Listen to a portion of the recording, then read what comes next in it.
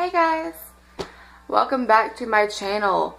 Holy crap, this thing called life is crazy, but I'm finally in a place where I can make regular videos because I've thought of a lot more to talk about that really needs to be discussed. And part of that, I'll go a little into it and then I'll get to the point of this video. Recently, I have moved again, I know, and my boyfriend of 6 months is about to join the army. We found out last week when he got sworn in that, hey, you have 12 days to move. So now it's crazy. And I moved to a new job where I will be I am a living caregiver. So far, I like it a lot, actually. It's really neat. So in my next few videos,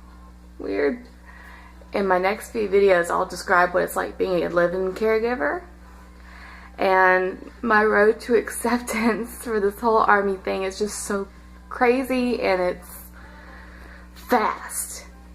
I don't even have time to be emotional, but I am, because if anyone regularly watches my videos, you know I'm a very emotional person. But the point of this video today is going to be most likely how to not talk to somebody with depression when they're in depression phase, because you're very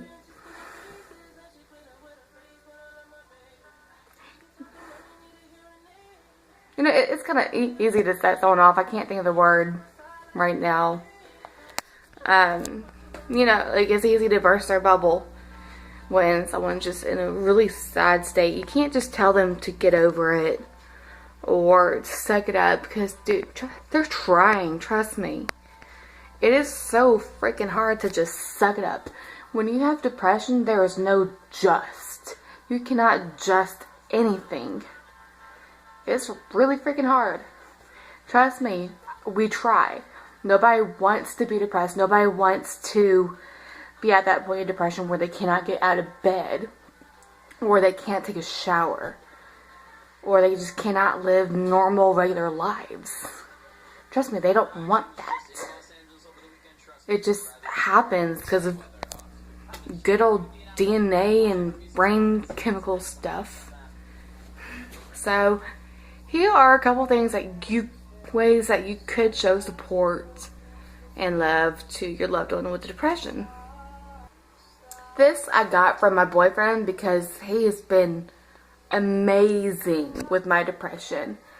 I'll just have these moments where I will be totally fine, but then when we get to bed, or if it's just quiet for a little bit, then my mind just goes crazy. I am thinking so many things sometimes. I don't even know what I'm thinking, but every thought has an emotion with it. Sometimes I don't even know why I'm sad. I just am. And on the times that I do know what's going on, then him and I built the relationship where I could just talk to him. And he does not give feedback. He does not tell me to get over it or suck it up. He does not tell me to go take a prescription or just take some medicine, which a lot of people do, and that's my biggest thing. I do not like someone tell me just take a pill, because that's their way of saying your feelings cannot be validated. You have no validation for your feelings. Even when you have depression, there's reasons that people get depressed. I'm depressed a lot because I go through a lot of life changes. I've moved once or twice a year every year since I was 18, and I'm in my late 20s. Things happen, People have rights to feel upset.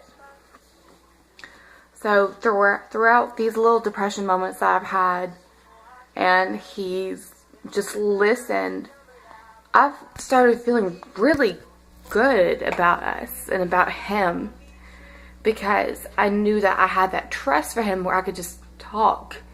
He would just listen. And then when I needed him to say something, he's a guy, he doesn't really have much to say, but it worked out in my favor.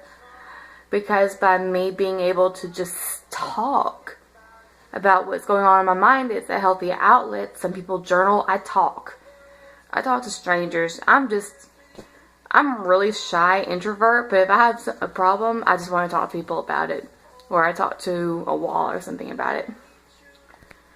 But if you could just listen to them, you know, don't stare at your phone, look at them, and just nod your head. You could say, I'm really sorry that you feel that way. Or you can try to understand them, which could really help, saying, I don't see how you would feel that way. Can you explain further? Or you can just say, I'm really sorry that you feel that way. And then they can know that what they say is important. And people, that is going to build up somebody's confidence, because it did mine. When I finally found a place where it was okay to talk. That was huge. I think that could be huge for somebody else too.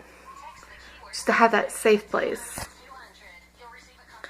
Something else that's important is to not crowd them and don't completely isolate them. When you crowd somebody, they get very overwhelmed. So their thoughts that they're already having, the depression can turn into anxiety. And then all of a sudden they're so worried about what you think. Or, you know, the stress of you crowding them can lead to worse thoughts, which could lead to erratic actions that aren't so good. It could be anything. And if you isolate them, then that gives them more room to think the worst. At least for me, my biggest problem is isolation. When I isolate myself, or when somebody else isolates me, that silence and that isolation just gives me room to think more. And that's just where my battle begins. Either I think the worst and worse and worse and worse, or I just fight it and fight it and fight it. I'm eventually okay, but I'm still a little bit numb. But I would, in my opinion, not a professional, y'all know this, as somebody who has depression, I think that isolation is worse. People with depression tend to isolate themselves, which is okay. You know, if somebody wants to isolate themselves, they tell you, I want to be alone. You can just say, okay, but if you need to talk, I'm here for you. I'm not going to give you any opinions. I will just listen to you. Then they can know that they have that support. Because, you know, of course, with depression, you feel alone. And if you think that, if somebody with depression thinks that they have an outlet, a healthy outlet for expression, a person that they can trust, I think it could help a lot. So if you know somebody with depression, just remember that they didn't choose this. They're not acting out on purpose. They're not depressed on purpose. They're not lazy.